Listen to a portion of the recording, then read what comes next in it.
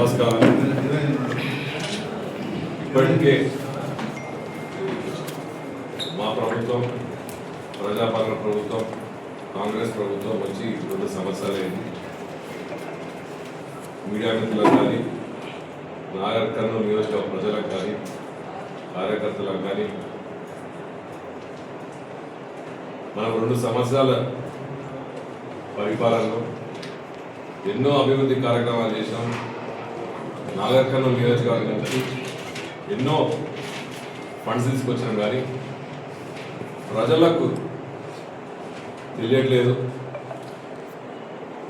ప్రజలకు తెలవాలంటే మనం అడ్వర్టైజ్మెంట్ తక్కువ ఉంది, మీరు ప్రెస్ మీద కూడా పెడతలేరు అని చెప్పడంతో ఈరోజు ముఖ్య కార్యక్రమం ఏదంటే 2 సంవత్సరాలు కోట్ల విలువైన ఫండ్స్ తీసుకురావడం జరిగింది. కానీ మీడియా మిత్రులకు ఇప్పుడు సమావేశమే చెప్పలేదు.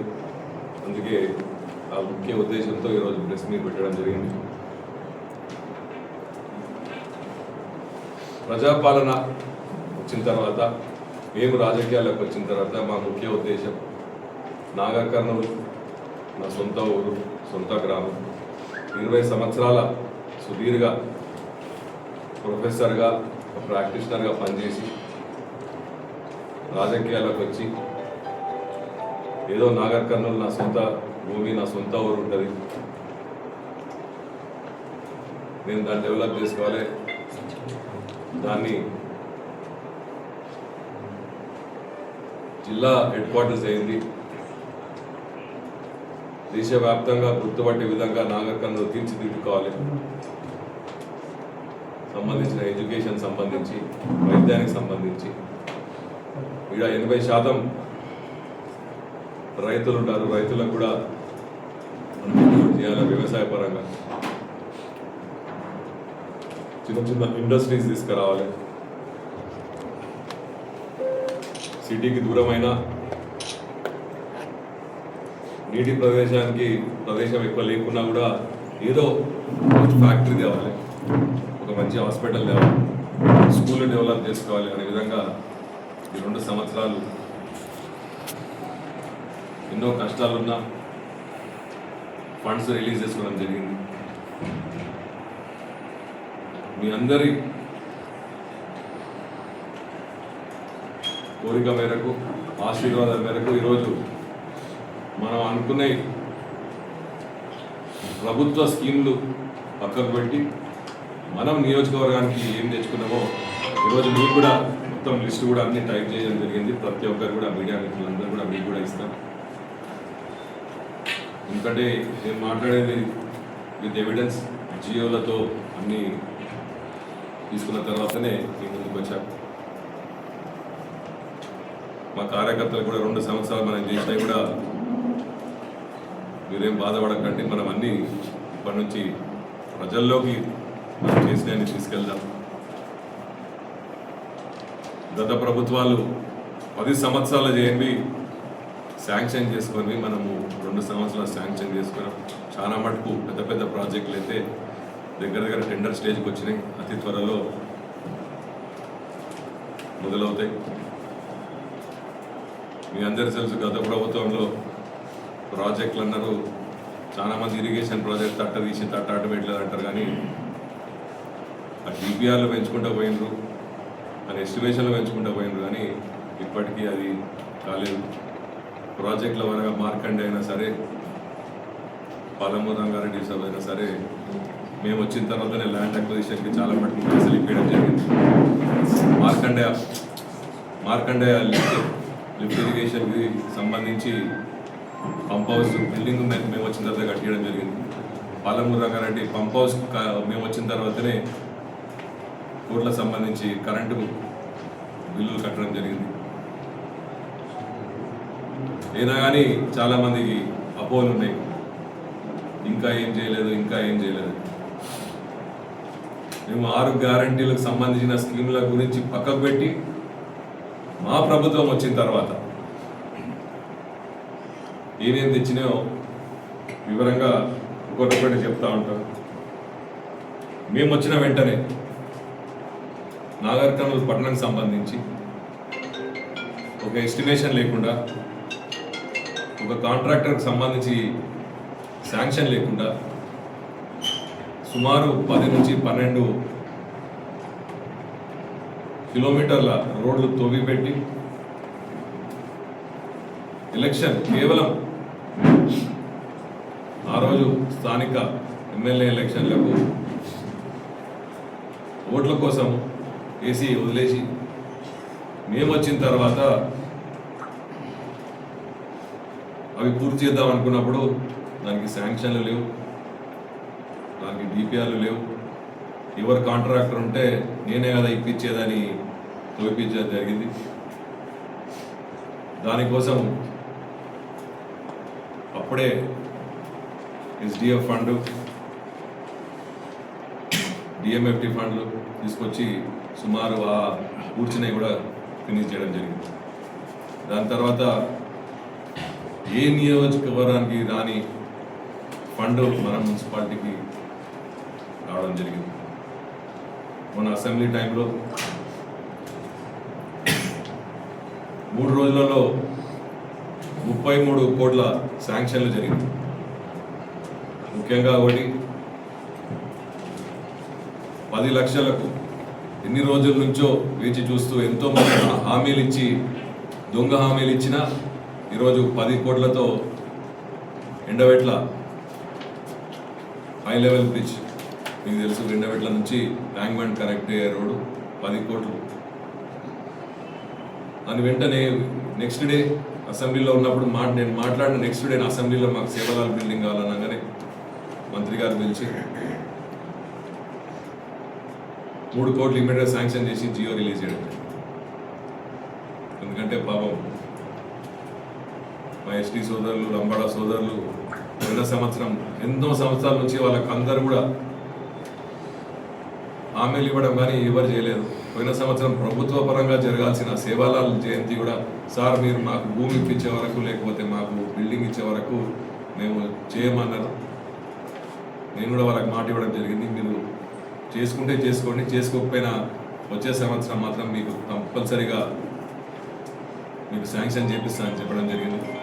ప్రభుత్వం, ముఖ్యమంత్రి సీఎం రేవంత్ రెడ్డి గారు, అదేవిధంగా దానికి సంబంధించిన మంత్రివర్యులు పెద్దలు అల్లూరి లక్ష్మణ్ గారు సహకారంతో ఈరోజు 3 కోట్లు శాంక్షన్ అయింది. మన కలెక్టర్ గారు కూడా దానికి 1 ఎకర్ ల్యాండ్ వాళ్ళని సర్వే చేసి పెట్టడం జరిగింది.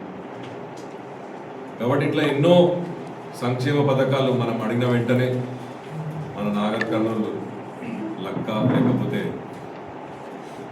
మన ప్రజాపాలనకు సంబంధించి ముఖ్యమంత్రి గారికి సన్నిహితమా, ఎన్ని కావాలంటే అన్ని నిధులు, నాకు ఏది కావాలంటే అది. ముఖ్యంగా నా ఉద్దేశం ఏంటంటే నాగర్ కర్నూలు నియోజకవర్గం హెడ్ క్వార్టర్స్.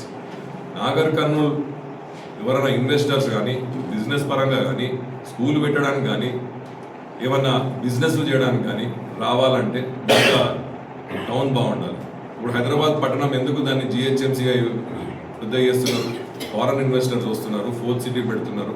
కాబట్టి శుద్ధీకరణ ఇంపార్టెంట్.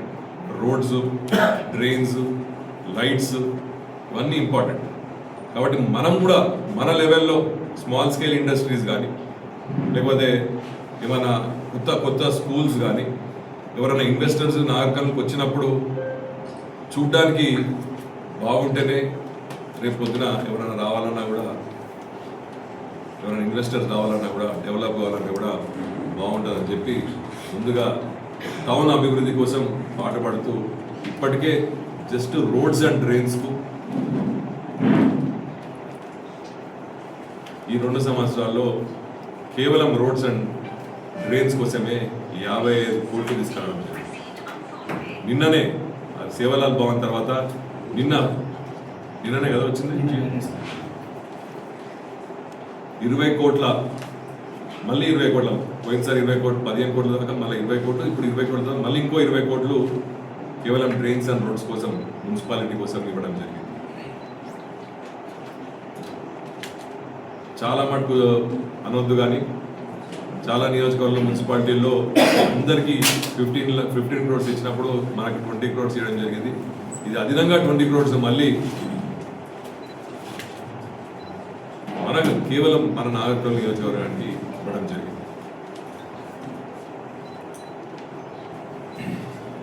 అదేవిధంగా డ్రైన్స్, అదేవిధంగా అండర్ గ్రౌండ్ డ్రైనేజ్ వాళ్ళు సగం చేసి వదిలిపెట్టిపోయి వాళ్ళకు ఫండ్ రాకపోతే వాళ్ళకు ఫండ్ ఇప్పించి, అదేవిధంగా 25 crores కంటిన్యూషన్ ప్రాజెక్ట్ మళ్ళీ వారి పేరు మీద చేయించి ఇప్పుడు వాళ్ళకు కంటిన్యూషన్ చేయడం జరిగింది. మున్సిపాలిటీ పరంగా కొత్త వెహికల్స్ ఇప్పించడం జరిగింది మన త్రూ.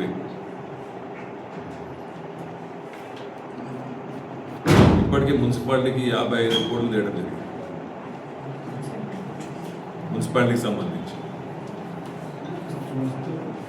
అంటే C0లో మన డ్రైనేజ్ వ్యవస్థ రూపొందించడానికి 4 కోట్ల రూపాయలు.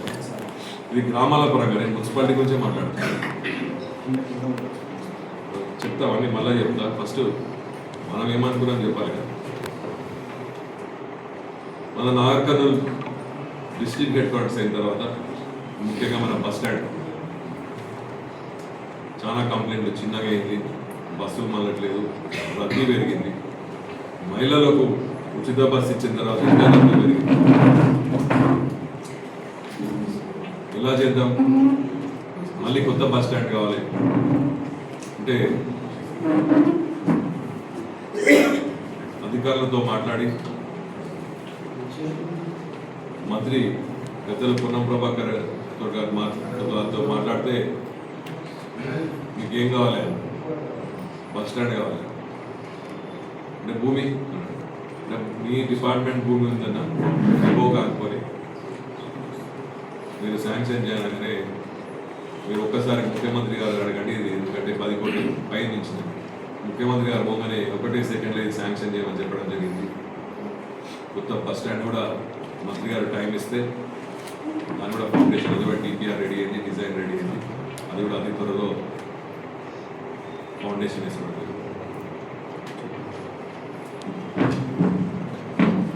అదేవిధంగా మెడికల్ కాలేజ్లో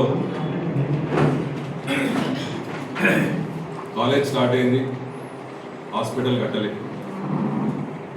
మనది డిస్ట్రిక్ట్ కాకపోతే ఏరియా హాస్పిటల్, అది ఏరియా హాస్పిటల్. కానీ మనకు మెడికల్ కాలేజ్ వచ్చిన తర్వాత గవర్నమెంట్ హాస్పిటల్ చేసి దానికి ఒక ఫ్లోర్ వేసి కిచెన్ 300 బెడ్లు వేశారు. దాంట్లో పర్మిషన్ కోసం, కాలేజ్ పర్మిషన్ కోసం. యాక్చువల్గా అది సరిపోదు, అది ప్రాజెక్ట్లో ఉంది. కానీ హాస్పిటల్లో దాన్ని పక్కకు పట్టారు. హెల్త్ మినిస్టర్ దామోదర్ నరసింహ గారి దగ్గరపై అన్న మాకు district head quarters medical college వచ్చింది, స్టూడెంట్స్ ప్రాక్టికల్కు 3rd year 4th yearకి వస్తున్నారు, క్లినికల్స్కి వస్తున్నారు, మనకు హాస్పిటల్ సరిపోలేదు. మనకు ఆల్రెడీ శాంక్షన్ ఉన్న